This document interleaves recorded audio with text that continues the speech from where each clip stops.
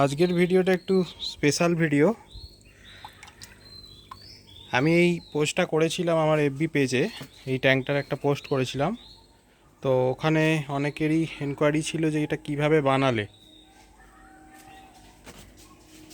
ঠিক আছে,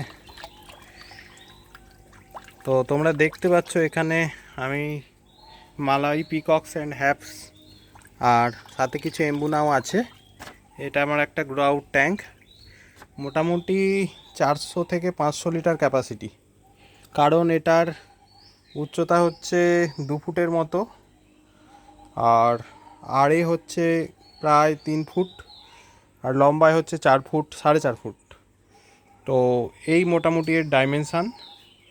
তো অনেকে জানতে চেয়েছিল যে এটা কীভাবে বানিয়েছি।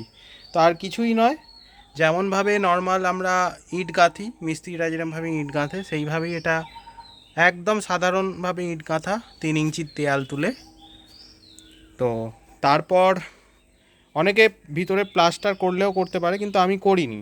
জাস্ট একটা সিমেন্টের কোডিং দিয়ে দিয়েছিলাম, যাতে এই শার্প যে ইট থেকে যে শার্প বালিগুলো থাকে না, ওগুলোতে কোনো হার্ম না হয় এই পলিথিনটায়। সেই জন্য আমি একটা সিমেন্টের কোডিং দিয়ে দিয়েছিলাম মোটা করে। ডবল লেয়ার কোডিং দিয়ে দেওয়ার পর আমি প্রথম লেয়ারের একটা এরকম প্লাস্টিক দিয়েছি। তারপরে সেকেন্ড লেয়ার যে প্লাস্টিকটা দিয়েছি ওটার কোয়ালিটি অনেক ভালো। প্লাস্টিক বলতে এটা তিরপল। যে কোনো হার্ডওয়্যারের দোকানে, যেগুলো একটু ভালো দোকান, সেখানে তোমরা এই তিরপলগুলো পেয়ে যাবে, একটু ভালো কোয়ালিটি। এগুলো ওয়াটারপ্রুফ হয়, ঠিক আছে। একটা হয় ওয়াটারপ্রুফ নয়, কিন্তু এটা সম্পূর্ণভাবে ওয়াটারপ্রুফ। এগুলো বাজারেও অনেকে ইউজ করে ছাউনি টাউনি করার জন্য, সেই তিরপল। তো ওই তিরপল দিয়ে আমি দুটো করে এটাকে পুরো ঘিরেছি। ঘিরার পর আর কোনো লিকেজের সম্ভাবনা নেই। হ্যাঁ, এটা সারা জীবন হয়তো স্থায়ী নয়, তবে মোটামুটি 2-3 বছর আশা করছি এটা চলে যাবে।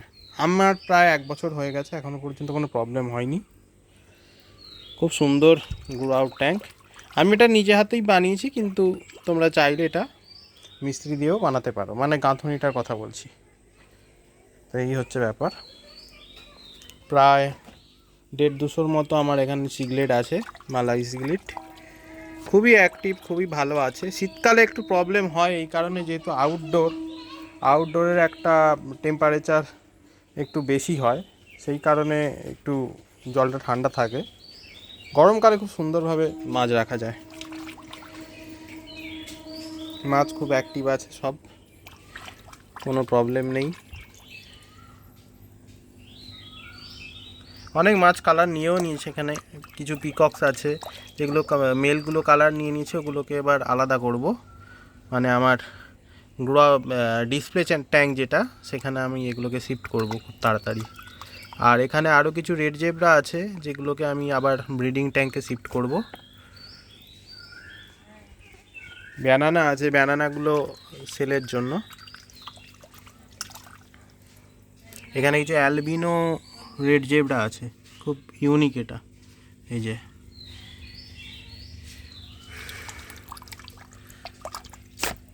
তো তোমরা বলো কেমন লাগলো ভিডিওটা। এরকম ভিডিও আরও আসতে চলেছে আমার চ্যানেলে। ওকে, চলো, বাই।